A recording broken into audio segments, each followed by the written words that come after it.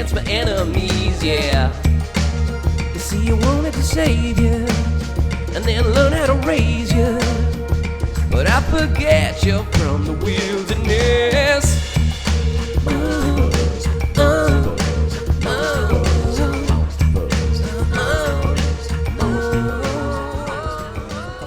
What is up, everyone? I am Rob.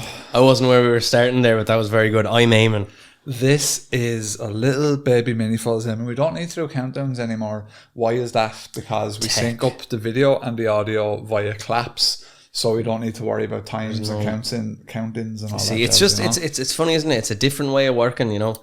Used to be we were going around the place on horses, now we've cars, and we're adapting, we're changing, we're learning. We have too much, Eamon. We have too much. I know, I have too much. Hope everyone's doing well. Hope you're having a good day wherever you may be. We are getting ready for our little hikey poos, Eamon. We were just discussing a bit of a foot conditioning walk. Foot armour. Conditioning your feet, Eamon, is very important when it comes to hikes, because that is how you injure yourself if you haven't gotten enough steps. You see, I like in terms of steps, I'm kind of like, I'm not too worried about that. In terms of steps inside the hiking boots, I just noticed them. I think my baby toenail on my left foot is like starting to fall off. I don't need that. Don't want it. I don't even want it. I'm actually selling it on O'Neill fans. So if you want my baby toenail, $29.99.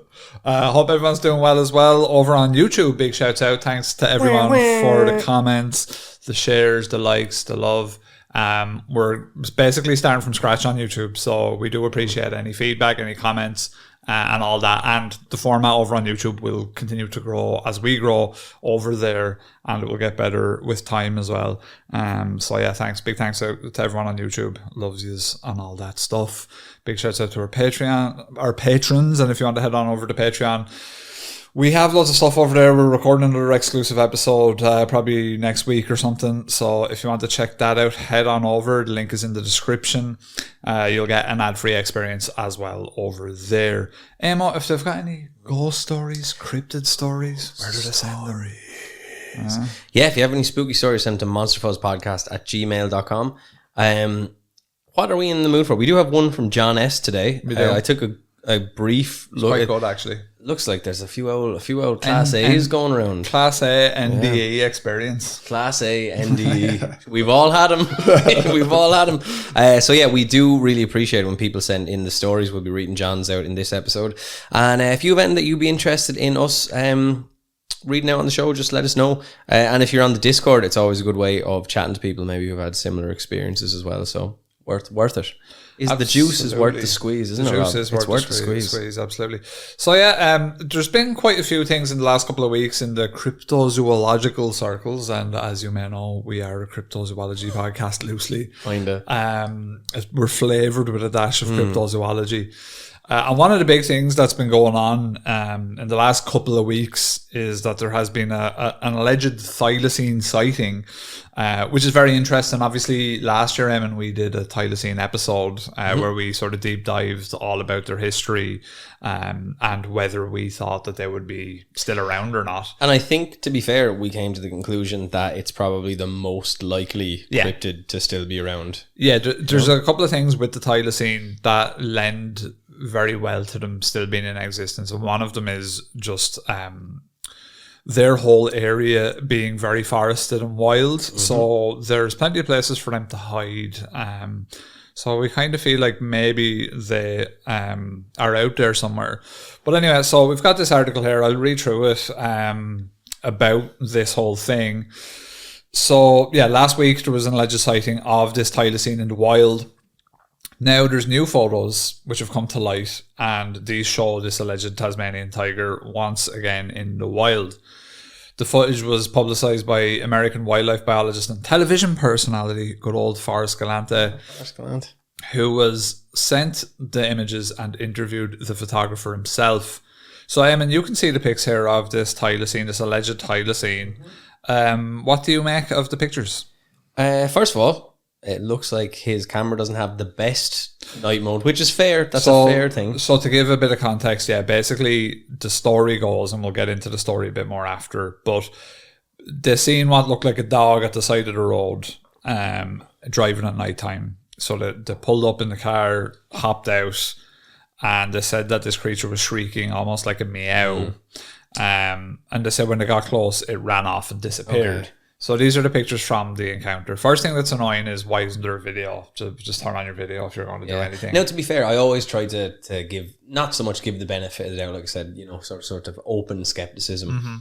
But if I, say for example, I saw something bananas, I'm out there, Wexford Town, Davy the Snail, the day of the snail, Redux, my phone isn't great. So even if I was to take a video or pictures, they probably wouldn't come out. So I kind of, you know, because I'm an old dusty ass herb, I appreciate that there are other dusty ass herb wooks. What does the wook one mean? What is that?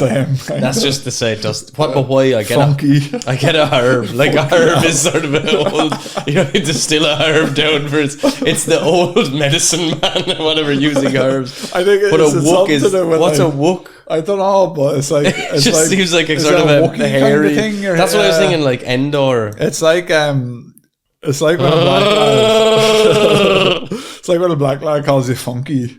It's like sit your funky ass down. But like funky, so them boys in Motown, they were known for funk. Funky was a cool thing. No, it wasn't. No, when it's used. But when it's used in funky, like, means like smelly, like ass down. You're like smelly. It can mean like smelly bastard. No, it can be like smelly. It can like you look a bit funky. You look a bit different. Funky. Is that so? It means like that's not. You're a bit different. So it means uncanny, not uncanny.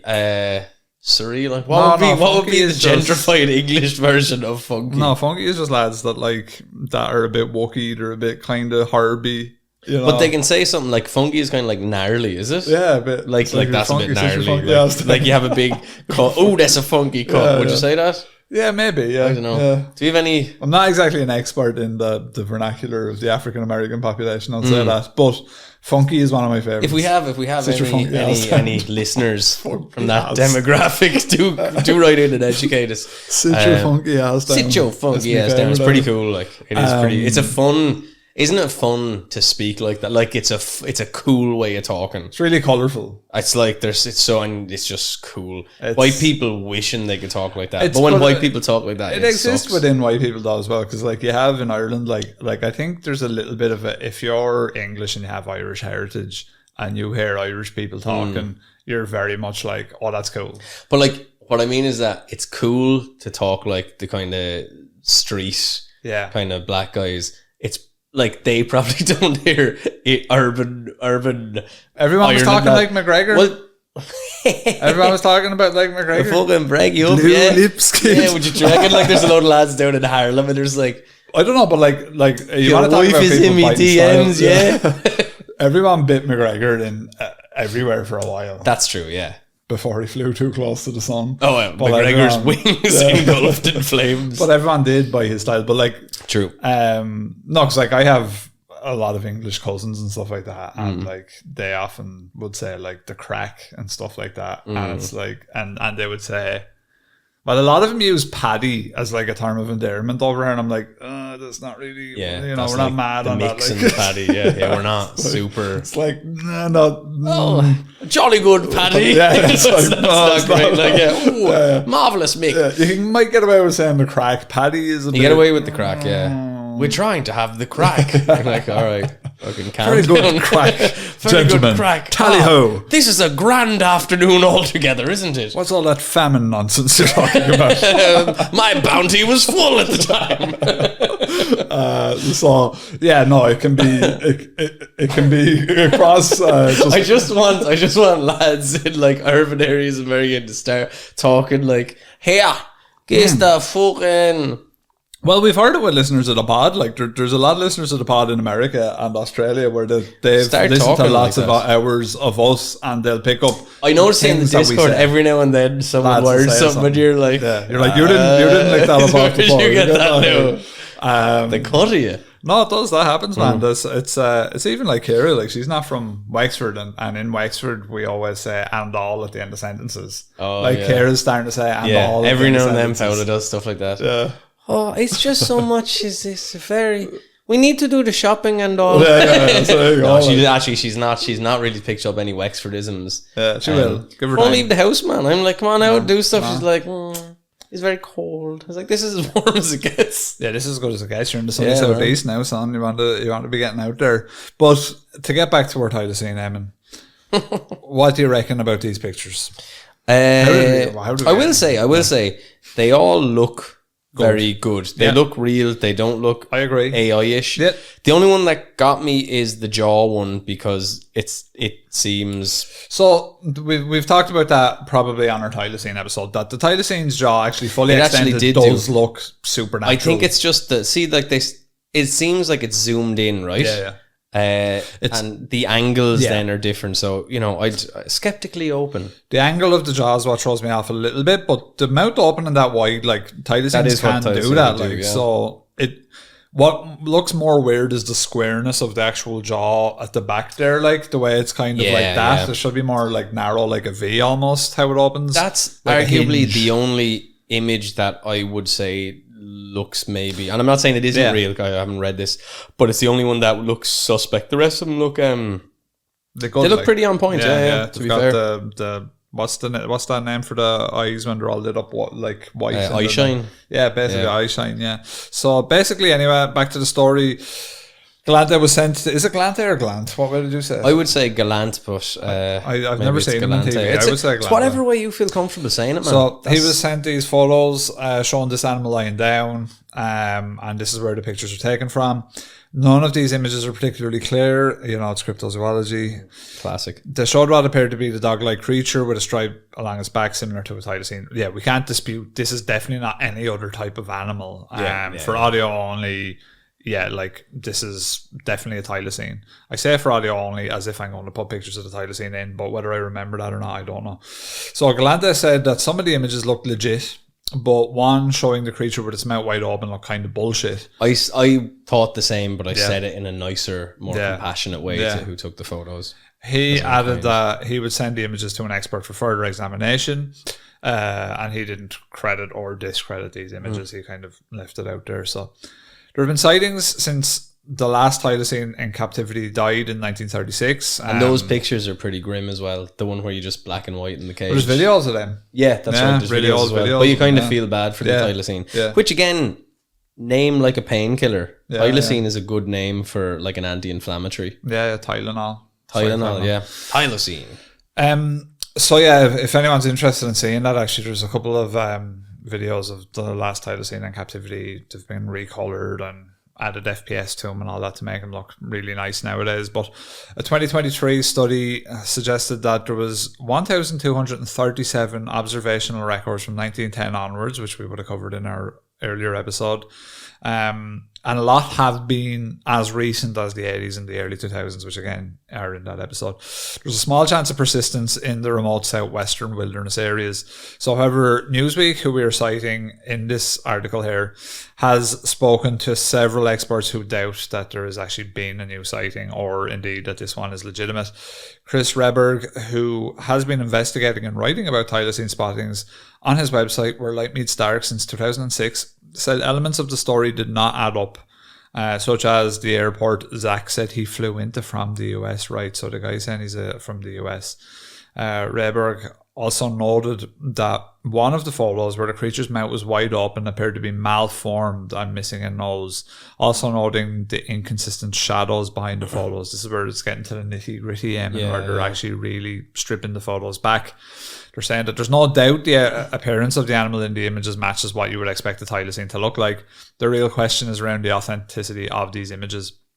So Dr. Axel Newton also weighs in. He's part of the Thylacine Integrated Genetic Restoration Research Lab at the University of Melbourne, attempting to resurrect the Thylacine through groundbreaking stem cell projects. He said that he was extremely skeptical that these images were legitimate.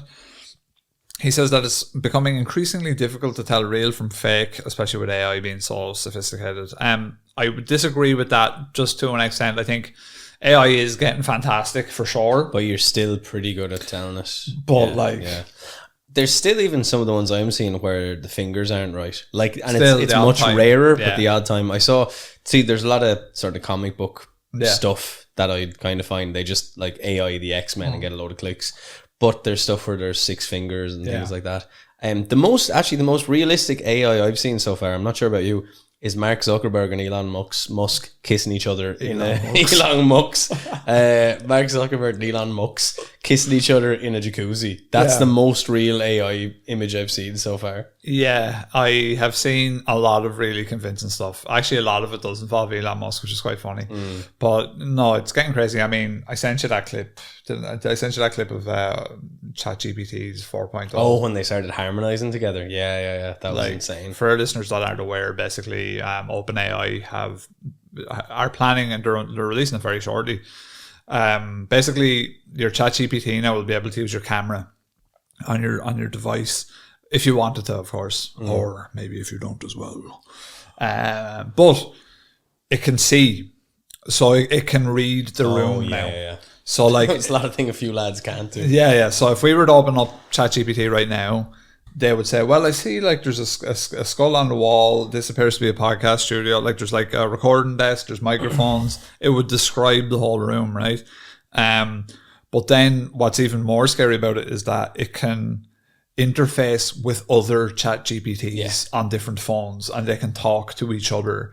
But even like the thing they did, well, they didn't actually harmonize, which I'm sure isn't that far away anyway.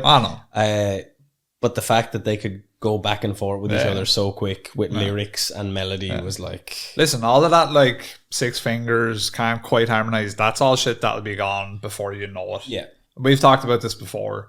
Like, we generated Monsterfuls as a podcast when AI first came around. I don't know if it could have been Midjourney or not Midjourney. Yeah, Midjourney. And I'm saying I'm using them both. OpenAI are doing ChatGPT. Yeah. But Midjourney with the image generation. Like I think we used Midjourney version 1.0 for the podcast one time where we just typed in Monsterfuls and it was this kind of weird abstract, the pink kind of... it didn't really make sense or anything, but it was just like, haha, this is mad because a computer made it. Now it's like fucking 100 times better, infinitely times better than what that was. Yeah. And so that happened in the lifetime of this podcast. So with this, like those little things like an extra finger or the harmonies are a little bit wrong, like that'll be gone. The next 2 years I'd say are going to be, because as well it's an exponential and that's growth, what's happening, you know. So but it's not all doom and gloom. Like I know not at all. I know a lot of people here and they're like, oh, you know, it's all negative, but like if you think about the amount of problem solving, I think there's already been types of cancer that they've like with AI has because already they're enhanced. able to manage all the possible symptoms so much quicker. The other part, not symptoms, but actually targeted treatment for cancer cells. So like it's actually able to get down to like all the various outcomes of how cancer is spread and all that. I think as well when you start to mix, when you mix AI with the quantum computers, when they become more prevalent and take over, like, then you've got this just a ridiculous... It's on them futures where on one hand we either have like infinite, like really good health and quality of life and everything can be solved quite well, or enslaved by robot overlords. We're getting to a point where there's going to be we're going towards a place where there's not going to be democracy or capitalism anymore. There's going to be something new. Because I remember being back in college and you're reading about Karl Marx, you know, long live the proletariat. And you're doing all that shit. And you have sort of communism and capitalism. And you just can't think of another way. No. Do you know what I mean? Like, I remember sitting there, and when you're 19, you think that you might be able to have a thought no one else has had, but you can't. Like, you're just a fucking head-ass, egocentric dickhead. But I remember just being like, well, what could you do? And you're sitting and there's not really... No. I'm sure there's other methods, but they've effectively come back to bartering systems, and, you know, there's some sort of color of capitalism or communism or socialism or a mesh of the two and all the rest of it. But when you start getting into AI and technology, that when you get to a point, like say for example 3D printing, really new, you can make, like the Chun-Li thing you made me is as good as a thing you'd buy for real. So you would imagine at some point we're not too far away from organic material where you can feed people with stuff like this out of, you know, I don't know what you'd even put into it. Can we get to a thing that doesn't require fuel, you know, like Star Trek? Can you do something like this? I don't know whether AI is like, that's where, like, I think that's not even AI. I'm talking more technology and then AI might lend to that in that. Think about the research that AI could do If you're just like, here, figure out what's like most logical to work. It could be like, I'm after reading 500 books and a quantum computer as well. So it's like, I've read 1,000,000 books and this is what I think will work. So that's where, to go. So we're already at that point now. I suppose what's more exciting is like the idea of like, can it come up with its own solutions, like without using the existing knowledge that it's pulling from. So like, I think we're heading in that direction. That's the big thing, is like, so there's a lot of people now that are like bailing out of it, because there was one guy from OpenAI, I think he resigned, and it was basically because he was leveraged out because it had passed a test where apparently it's not as salacious as the headlines made it. No, there was another guy recently. Like, oh right, like only I thought this was a guy only recently who was like, basically like he was saying that there's not enough research. I think they closed his department, which basically his department was in charge of like, you know, is this a good idea? Don't make it turn into Skynet. All that kind of stuff. And he kind of was a bit worried that like they were more focused on innovation and not enough focused on, hang on, once it's out, can't, like, what can we do with it? Like, or how can we get it back in if it's out? And that's what I think he was all about, containment. That he was. I think we talked about it before, where you might have to open a different internet without AI or with controls on AI, because they're like, it'll corrupt, and we did it in our dead internet theory.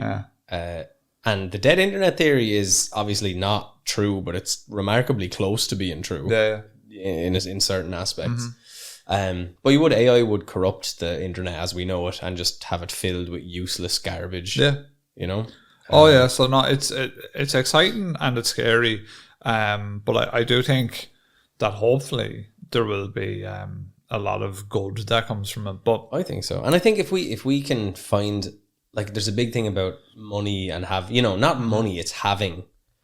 If we can get to a place where like that isn't seen as the ultimate thing to have through various other means like technology, you would potentially, I don't think we can ever get to an egalitarian society. I think we're barbaric by our nature, and that'll always shine through in certain ways. But the more we can mitigate that, just get rid of dicks and fannies and then probably be grand. Yeah, because it's like we have all this technology, but then we also have Ukraine and fucking Gaza. So it's like, you know. But anyway, so what do we actually think about these pictures, Eamon? What do we think about the Thylacine itself at that face value there? Do we think it's fake? Just at face value? Well, with the information we know right there, if you were to, it's the open mouth one. The rest of them, I'm looking at them going, they look pretty legit, but the open mouth one... but like, so you're saying the open mouth one, but is that like open mouth one ruins it for me? Or, because like I would look at that open mouth one, my first train of thought was, well, I've actually never seen a Thylacine from that angle yawning, so I actually couldn't. Yeah, but you see, when you see,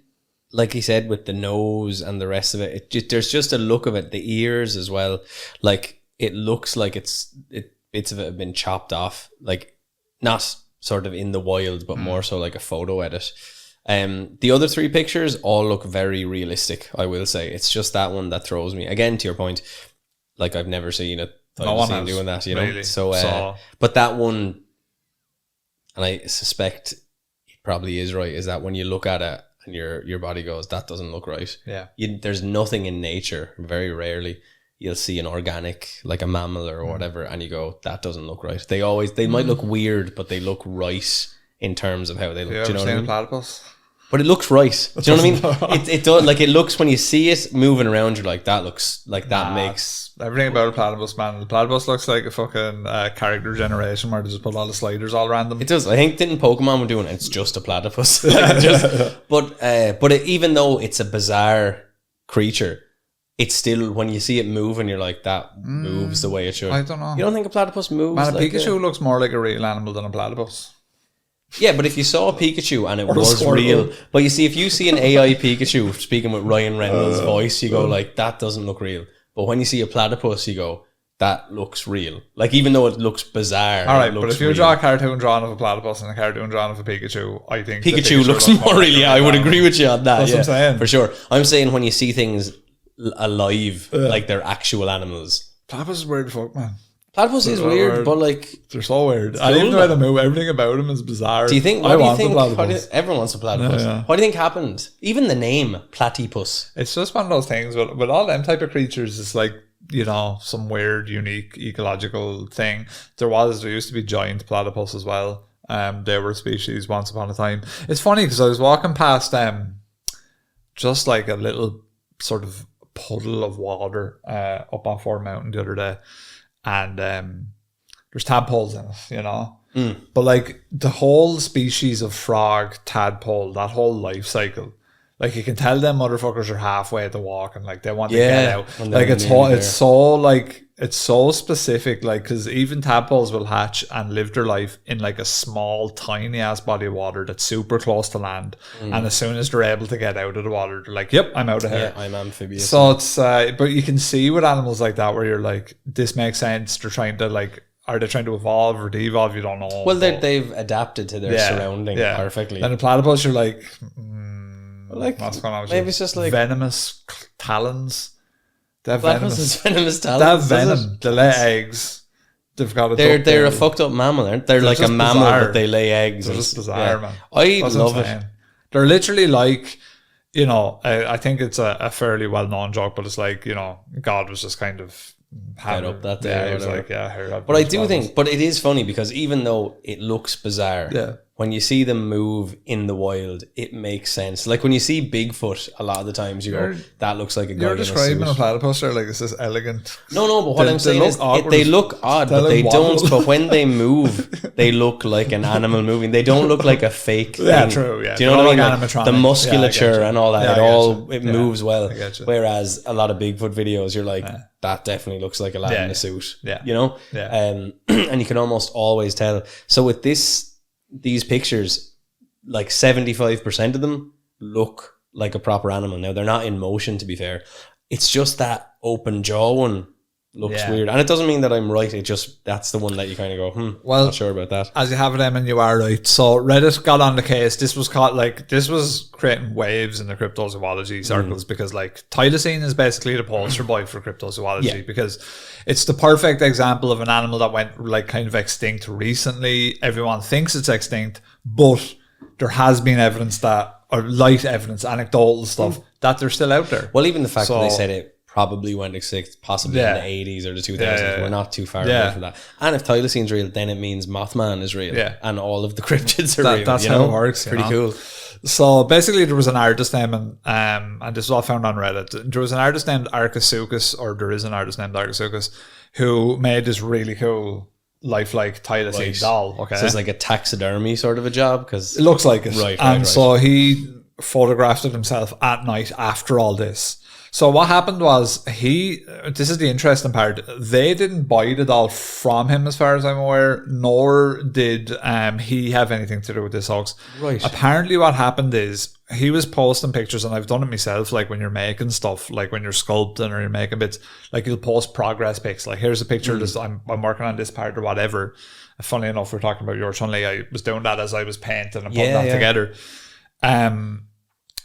So basically he reckons that these images that have been leaked or have been shared are doctored from his work in progress pictures, and you can see it here that there's some side-by-side pictures for our listeners where basically it lines up quite perfectly actually, and what they've done is they've kind of edited, they've cut out bits, they've manipulated bits. It's actually really good Photoshop work, I would say, because no one outright was saying Photoshop. A lot of people were saying like AI, but no one could really pin why. Yeah, I think AI is kind of like taking over. Yeah. Like you don't say Photoshop anymore, you just say AI, But yeah, this is just, these pictures appear to be really good doctored photos, sadly. What I will say is though, that Thylacine, that sculpted Thylacine that was made from scratch is fucking amazing. It's a really that's the picture of it there? Yeah, that's it there. Because that looks like it must have been taxidermied because it looks too real. Do you know what I mean? It looks better than a taxidermy even, don't it? Because it's like you look at that and you're like, that looks like it's about to walk over to me. Yeah, with the eye shining. Yeah, it's cool, man. Now obviously he has time to like get the perfect. I don't know if you remember, it was years ago, maybe 10 years ago, someone won a wildlife photography contest or whatever. It's worth a good few grand. Yeah. They got this beautiful image of like a wolf jumping over a gate at night, and it was like startling, you know. It was really like, wow, that's amazing. But it turned out that the whole thing was like fake. So they had gotten a taxidermied wolf. They had managed to hang it in a certain way, and it was that perfect, like what do they call it? It's like in comic books, there's a word for it. It's like the arc of the panel or the arc of movement, but it's like if someone does a backflip, like the apex of the like there's a certain point if you're doing a pose. backflip that looks the perfect one to capture. So they had done this with the with this wolf, and then got found out and had to give the money back or whatever. Nice, like, but it's amazing. But it does it's somewhat reminiscent of this. You had the eye shine. It's obviously not in an action pose, but even with that, like the musculature looks good. Like it looks, it actually looks like it's been. Yeah, looking at that, I was like, "Fuck! I'd love to actually give that a go." I wonder, like, what way he made it, because I would actually like to give something like that a go, because that'd be a cool thing to just have. Absolutely, and as well, when you have the time to do the pose, get the lighting right, then you can make it look super real. But it's funny because the one with the jaw open. That's the one that lets it down. You know? It's funny, because they share too much, perhaps. Yeah. And the picture, because even the pictures themselves didn't really make too much sense, because it's like, here's like 4 pictures, and the fucking Thylacine is posing like it's in Vogue or something. Do you know what I mean? And it's like, even when they said it ran away, that's why I was saying, is it blurry because it's so zoomed in? Yeah. But even the angles are like, where were you? Like, were you driving by it? When did it run away? Because this one looks like, the second one looks like it's coming up to you looking for cookies or something. Do you know what I mean? Like it's interesting. Yeah, so we'll stick them in on the video. I will remember. And speaking of wild creatures, we have another headline here for you. We do. Big cats roaming Britain. Attack of the big black cats. Hide your kids, hide your wives. That's the BBC's, it's man. the BBC's. Big black cats. I know, Attack of the BBC's. Hide your kids, hide your wives. That is actually good. That's sage advice when the BBCs are on the loose. So big cat DNA has been found after a sheep attack in Gloucestershire. Which in Gloucestershire? You couldn't have said that more like a man from America. Ireland. Gloucestershire. I'll never speak the Queen's English. Again, this is a callback to one of our very early episodes, the BBC's, which was episode 3 or something like that. 3 or 4. I can't remember. Like it was within the first like 10 maybe to 20 episode for sure. 7 or that. But so basically, for a long time now, throughout history, there's so many reports of these wild big cats in Britain, which to some people that live in areas with wild big cats, it mightn't seem like a big deal because they go, well, we have them in, say, California, you have mountain lions and stuff. Yeah. But what makes it interesting in the UK is that there are no native wild cats. Yeah. So what this it means is definitely true. I 100% believe it. Yeah, so what I mean, but there's a lot of interesting things in the whole cryptozoological discussion of black cats in England, because what that means is it's a small island, England. Like, I say it's small, but it's comparatively small to anywhere in, say, America, right? Yeah. But a big cat is potentially able to go almost under the radar with maybe as many sightings as a Bigfoot. And that's what makes it interesting, because you're like, on surface value, you're like, Bigfoot's bollocks, whatever, blah, blah, blah. But then when you have an area as built up as the UK, with as many roads that go from A to B all over the country, many people that go hill walking in the wild areas. The proportion of the moors compared to the forests of North America are substantially smaller, I would imagine. So you would surely think that this would be like, everyone would have seen it. You would have thought, it's all over social media, but it's actually the opposite. We get the odd sighting. We do get sightings like fairly frequently, but probably as about as frequent as a Bigfoot sighting, if not less frequent.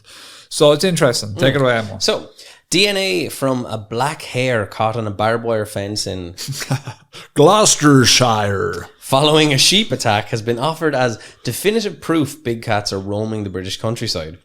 The single strand was sent off for testing after being recovered from a farm where there had been some unusual predatory activity. And not the Jimmy Savile kind. No, not the Jimmy Savile kind. James you Savile. Have once again entered the world of survival horror. Suspicion was raised when video footage of a large black animal was also captured only a few miles away from where the sample was taken. And documentary makers who had been investigating sightings across the UK say the test has now come back positive and confirmed the existence of black panthers and other big cats living in the UK. I think when we first did this episode, I didn't really know much about this big black cats in the UK. Gotta be careful. I don't know what's going to come out of me. But at the end of that episode, it was kind of like Thylacine. It's like Thylacine was the most likely, and the BBC's they're definite. Like Yeah, the BBCs are for real. Like, don't be messing around with the BBCs. You gotta watch out for them. You gotta watch out for the BBCs. If anything was to put fear in the heart of the white man, it's the BBCs roaming freely in the countryside. No, it is. It's true. And it was one of those ones, I think, that popped up as a kind of a byproduct of just starting a podcast about high strangeness, where, you know, you go down the rabbit hole of a couple of different topics, and then you're like, oh, wait, there's a bunch of people in the UK that are saying there's wild cats there. And then you look into it and you're like, okay, so the aristocrats at one point in time kept exotic animals. Yeah. And rather than kill them, because let's be honest, some of them probably were compassionate and felt for these animals. Of course, yeah. They were probably like, look, we'll leave them out. We'll let them fend for themselves. This crazy shit happens all the time. I was reading a story online, like, I think it might have been America, actually. Where like some lad had a tiger in his apartment, and it was like fully grown, and it was just hanging out. Like, can you imagine in an apartment? Can you imagine the shits that cat would be taking in the apartment and everything? Like, I think what happens a lot of the time when these lads get these type of animals is they just leave the apartment when it gets big enough. They're like, guess I'm moving out then, and they'll just feed it and just leave it in the house. So they come back to the apartment, just fire a few pellets of whiskey through the door or whatever. Like, there's a few steaks there for you. But like the amount of meat that like one big cat eats is like fucking crazy. Oh yeah, like you or I probably wouldn't be able to afford keeping a big cat. No, properly. You need to go down to the Saucy Butcher 3 times a day. Yeah, sponsored. Yeah. But yeah, like they eat a huge amount of protein. Like you'd be in bits trying. My uncle has Maine Coons, so they're quite big. Yeah. Kind of like domestic cats, but twice the size, let's say. Yeah. But like he's forever feeding them. You're Assassin's Creed, though, to be fair. Well, he's married in. He's not. No, but you are. So if you had a big cat, you could sort two of us would be horsing into T-bones. You'd be riding on the back of it, and it would have its necklace would be a lot of sausages like yourself, a lot of treats. It'd be like the door handle to the Saucy Butchers, which is a line of sausages made out of copper. No, I more of a He-Man kind of a thing. Yeah. The cat would be nervous until I like got my sword. I didn't tell you that Paula got me katanas from Brazil. Got full weave. It's like a small katana set. Nice. Pretty cool. Whenever she's not there, if she's not there, I'm all like, shh, and then I hear like a knock at the door. You're doing weird shit. You can't answer the door. But so I would make it so that the cat was kind of like the cat from He-Man. Goes green, and then he's all like, break lads up and all. The keeping the tigers is very tempting. I remember years ago back in the Wild West of the internet, there was a lad up in Northern Ireland selling lynxes. And I remember you talking about getting bobcats and lynxes. I think it was one of the two. But do you know what it was like? And again, at that age, you had a very romantic view of things. I would have got one. You were like, I definitely would get one, but you didn't have the foresight, the Bruce foresight to see how bad it would have gotten. I would have been one of them lads letting a wildcat out. Yeah, definitely. I could see you if things had been different of feeding a wildcat steaks into the apartment, the second apartment you have to pay for. Yeah, no, I would have got one. Like there was like, because I've seen people on YouTube where they have like a run out the back for them. So what they do is they basically build like 2x4 kind of structure with like chicken wire and shit, and then they just let them kind of in and out of the house through that. And I mean, look, you know, if you have a big enough house, why the fuck not? Yeah, well, this is it. Like my uncle has, like he has a run made for him. He was a tradesman back in the day, or they are wild animals. Well, these ones were Maine Coons aren't domestic from birth. Yeah, so you don't need to worry. No, Maine Coons are. They're not wild yet, but they're so fucking cool. They're so docile as well. Like you pick them up, they'll just like fall asleep. We're thinking about getting one actually. A Maine Coon. Yeah, well, the jury's out on whether I have animal allergies or not, so we don't know. But just get as many animals as you can to find out. Don't eliminate, exacerbate. Find out what's going on.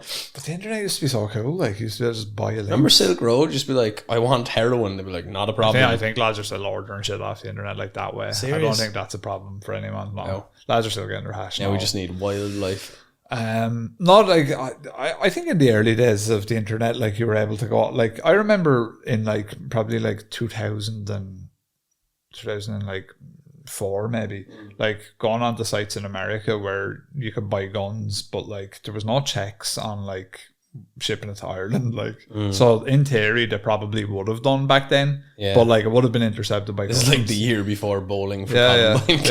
Like it was like So there was things like that back then. Where to be fair, now I don't think you can even in America. Like, I think it's a state by state. Like I'm not sure, but I think like people in America can't order, say, a gun from another state and stuff. There's different rules. But back then, it was a free for all. Well, they've only really they're only policing the internet somewhat efficiently now. There was lads buying like handgun parts individually and then putting them together over here and everything. So like lads that have shooters and all over here, like, because for people that don't know, you can't buy handguns in Ireland. You can buy rifles, but only small 223 caliber. It's licensed, like you have to be careful. You can buy shotguns, but that's about it. That's the only jazz. But it's quite hard to get them as well. But so yeah, there was a time where, in theory, you could have a handgun in Ireland.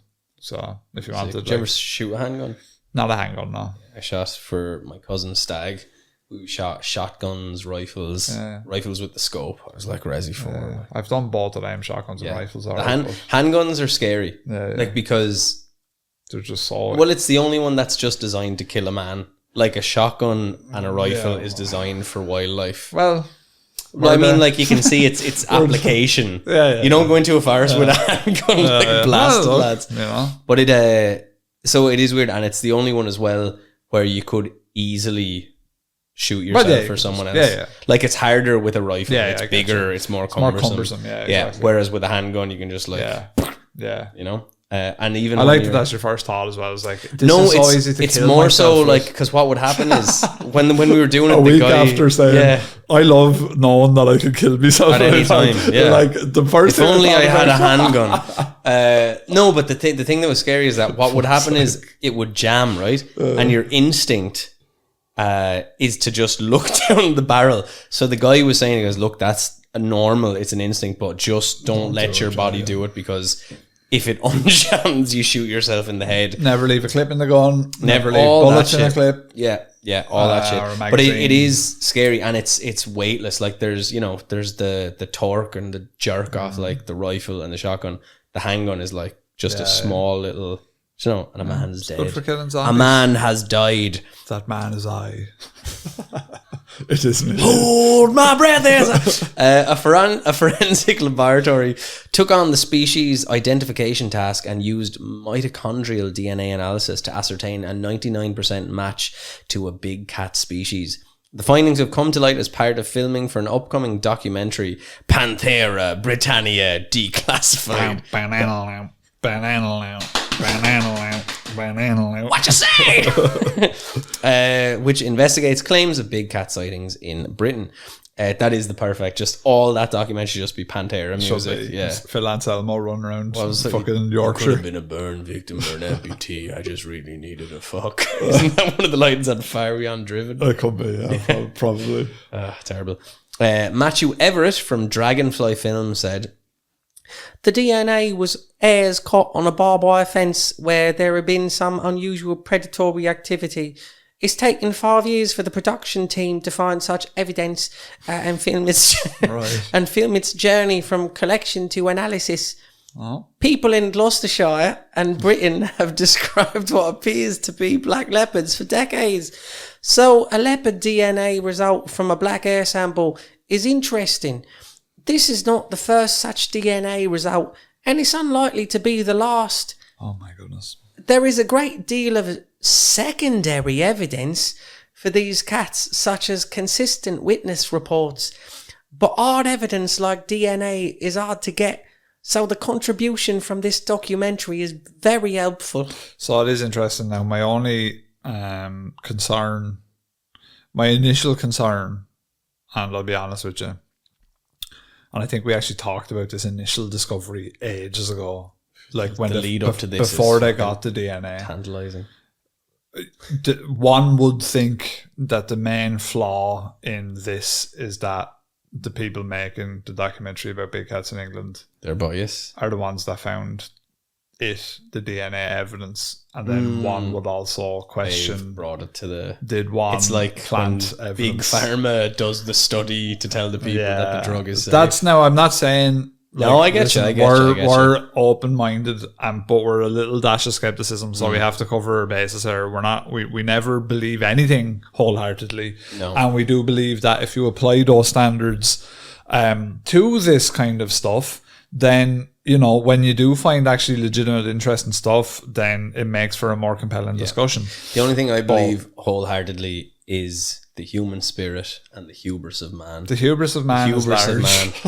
So it will eclipse us all, the hubris of man. And so we have to be a bit careful when we figure that out, because one would imagine that one could source panther hair fairly handy-ish. Yeah, to be fair. Like if you wanted to, say, sell a documentary to people. Yeah. No, you get an old panther's hair. I'd say if you went to the zoo, you get panther hair handy. Yeah. You get big cat hair handy. You'd find a way. Yeah. In the wind, an old gust of wind, it'd send up a bit of tiger hair. So now, while I do actually believe that there are big cats in Britain, and I do 100%, I always think that you should kind of just take a look exercise critical thinking. Yeah, basically. Which people aren't really into anymore. No, they're not. Is that it with that topic then, Eamon? Pretty much. There's another paragraph, but I think I've probably butchered the British accent enough, so we can probably go into John S. Big bad John S. John provided his full name, but because there's narcotics in the story, I've decided to abbreviate it. I know a John S, so I'm going to interrogate him about this. I'm like, was this you, John S? The only reason like I do that is I've done in the past on this pod where I forget that like the full name just comes in on the email sometimes, and they mightn't necessarily want to share the full name. Yeah. So anyway, let's get to John's story. It's quite a good one. Hi there, chaps. Hope you're doing good. He said he has a few hours to kill, so he said he'd send in this tale, which he'd been meaning to do for a while. He says he was at a dance club / rave called Die Hard. Die Hard. Want to stay alive? Stay with me. Yippee-ki-yay, motherfucker. It's Die Hard on PS1. Oh, ho, ho. Now I have a machine gun. There you go. Die Hard in Leicester with my mate who was an MC there. No. Born Slippy. Nothing was unusual about the night. He'd be upstairs doing his thing with the happy hardcore crowd, and I'd head downstairs to basement where there was more of a techno vibe. Classic. See, now I've never been to a place like that. I have. Have you? It was actually a right night. Yeah, I'd say so. We went to. Do you remember Hangar in Dublin? It was quite. Was that the one that was on Westmoreland Street? I don't know where the fuck it was. I was in my mind. Any place that I've gone to in Dublin where I went out for like one night and gone, I love this place, has been closed down for someone dying in there from an overdose about a month later. High risk, high reward. Yeah. The first one was the Twisted Pepper, which someone died of an overdose in Twisted Pepper. Outside Twisted Pepper, on the berries. Classic. I was there for a Kendrick Lamar after party for one of his gigs years ago. Oh, was it Kendrick Lamar? No, it wasn't. It was Lil Wayne after party actually, and his DJ and all went there. Right, nice class. But then this night at Hangar was for the Kendrick Lamar after party. And we were in this little bar, like it was small. The DJ was playing like loads of deadly hip hop because for us we're small town people. Yeah, I'm a huge hip hop fan. There's nowhere in town to play hip hop. So and to be fair, there's usually not much hip hop in Dublin. So either, so if there was a place with a dedicated hip hop night, I would turn up. So anyway, I was in my element. I was loving it.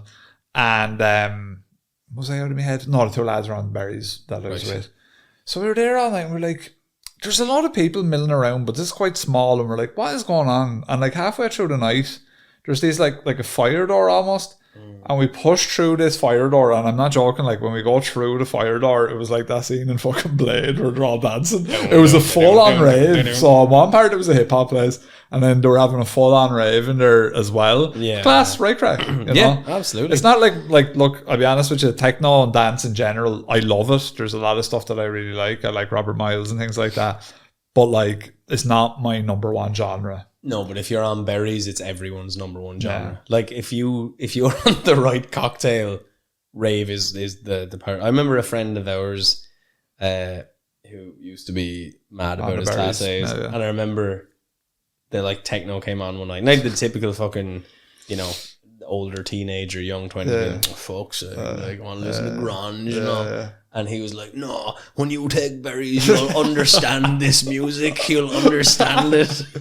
No, it's like, I do like a bit of dance. A bit of Basement Jacks, a bit of Chemical Brothers, Prodigy, Fadeless. Yeah. A lot of good stuff came out when we That's were that like 90s shit Underworld. Coming up, There's a lot of good shit. Can't get no sleep. A lot of Ministry of Sound stuff from around that time. ATB shouts out. Yeah.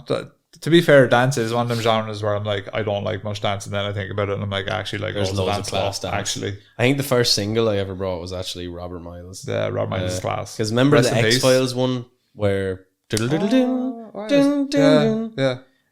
there's even Flat Eric. Flat Eric. The dude. Jesus, do you remember him? Yeah, that's a man. Flat Eric. That Mr. brings me Wazzo. back. Mr. Wazzo, yeah. Class. Bamfunk MCs. Lots of good shit when we were young.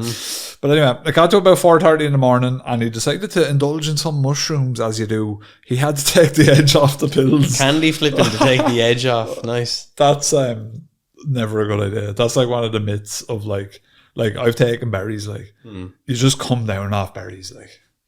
Well, you don't need to take anything to take the edge off berries. I Just remember let the someone berries take the telling edge me- off themselves. Like A story someone said where there was young lads being like, how do you take these berries? And someone said to them, all right, so you need to take 2 to come up. yeah, Then take 2 when you are up, and then take 2 to come down. And, like, that checks out. I'd say those poor lads had a rough night. That's awful to trick someone like that, or to like spike people. I think that's scumbag Scummy shit, stuff. subhuman scum. some human, also some human scum. So so he was taking the shrooms to take the edge off the pills, as one does. If you tell him the points, then to take the edge off the shrooms. I could not like the hangover coming down of berries and mushrooms to me sounds Well, you'd be coming up on absolutely mushrooms ghastly. as you're coming down but off the. You're thinking about the next day. Oh, How ghastly that would be. Like There's coming no down way. off hallucinogenics and berries. I've never understood how people can manage that. No. Like, again, with my like Great guide to life, difficulty. which is just when it gets too bad, jump out the window. Yeah, shoot yourself a handgun. Yeah, just shoot yourself, a whatever. handgun. Take all the yips Yeah, and then never have a come handgun. down. Take all the yips and then just get a handgun. So anyway, so he's out in the big wide world. The club closed up at around 6. Folks would spew out onto the street, and as usual, we'd start looking for a familiar face to take us back to Mansfield, as the train or bus would be the last resort in the state we were in. Yeah, you don't want that. No. I suppose, which like berries are one of them drugs. Berries and speed, I think, are 2 drugs where you absolutely look like you're on them, but you also think you don't look like you're on them. Yeah, I had to have a conversation with someone who was not on berries and speed. And I was on berries and speed. And it was it was like a neighbour, so I was making way too much noise, and I was like, I'm so sorry. And you're so full of, I'm so sorry, and we're going to do everything we can to just reduce the noise, and it's going to be so good. You're never going to need to call here ever again. And if you do feel like calling cars, that's okay too. Like, just maybe get them to check me out, because I'm getting a bit nervous now, to be honest. But it was, surreal experience. I don't, it's funny, like that old head, young shoulders thing. When you look back at the amount of head assery you did, And how stupid you were, but you thought just, you were like... you were just like... You and thought like, you were like being reasonable. But like they were looking at, they're like this... you were being reasonable, They're like this young idiot who's clearly out of and his she probably head. just like, I'm just going to put up with the noise tonight, because there's no way to talk to these people. But again, I was like, at least my attitude wasn't like, I'll kill you, and everyone, like, it was a compassionate kind of, I'm sorry, we were making a lot of noise and that must be frustrating for you. So whereas you might have other people who'd be on speed and berries and that side wouldn't come out. Yeah, no, absolutely. No, it's crazy, man. There's some crazy stories about that type of shit as well. But it is. I think you eventually get to it. Like, nowadays it's so easy to get your hands on drugs, even if you don't want them. I didn't want anything that night. Like, I was off drugs. Like drugs, I only smoked blem. I was off it like a year or so, and then someone was like, speeding berries though. And I was like, well, I suppose I'll try it. So he says, be driving for 20 minutes when we went over to overtake the car in front. Actually, sorry. He says he spotted someone he knew who said that they would give him a lift home. Lord. But he just dropped a pill as it happened, and the car he was driving had 2 bald front tires. He says, don't know about my mate, but all I heard was a lift back to Mansfield. Fuck the bald tires, basically. We'd been driving probably 20 minutes when he went to overtake a car in the front. Realising that there wasn't enough time to overtake because of oncoming traffic, he swung the car back in and he immediately began to spin out. We spun across 2 lanes of traffic and everything went in slow motion. He says he looked the driver dead in the eye as this was happening, and then I must have banged my head as I found myself looking at the car from above and thinking, we'll be okay, as we would hit a road sign which would slow us down. So this is what we're talking about. Again, this is a mini Fuzz where we have a lot of callbacks to other episodes, but we have a near-death experience episode. There's a lot of compelling discussion in that episode about this sort of thing. Yeah. So if you're interested, check it out. It's very hard to be skeptical of near-death experiences after you look into them. So he says we did hit the sign and ended up in one of those little ditches that they have at the end of the road. One by one, we got out of the car a little battered and bruised. The driver, who was coming up by now, was dancing around shouting, "Wicked crash! Wicked crash!" I casually told him that I knew we'd be all right when we hit the road sign. And there it was, leaning as if it had been out on the lash itself. Also, I remember that where we landed, there was a homemade bong in the ditch, which was amusing and odd. So that's interesting. So apparently that didn't come from the car, I think. It was just a coincidence. So he says that the cops came along, and to my credit, he resisted the temptation to steal his hat off the back seat, which would have been a top prize for the grins when we got home. Poor guys. They did their checks, and as far as I can remember, the car was just left there. The driver had given the owner's details, as he told us the car wasn't his, and also he had no license. Nice. So it was the early 90s, and not being a driver myself, so yeah, the lads were on born slippy, should I say.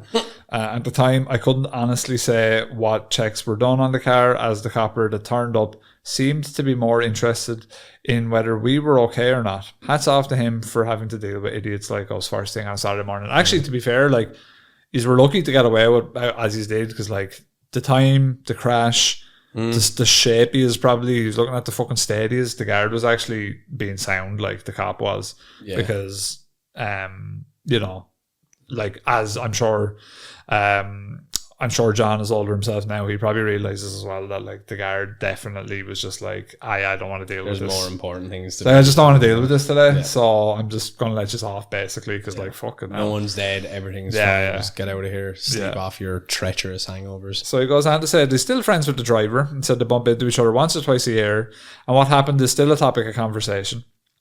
Mad fucking crash. It goes against everything he believes in, especially me seeing the car from above. I've read up about these things slowed down, or seemingly so, when in such situations, but we looked each other dead in the eye too. The car spinning around and me viewing it from above is a solid memory to this day. Not sure if it was an NDE or mushroom induced, or maybe a bit of both.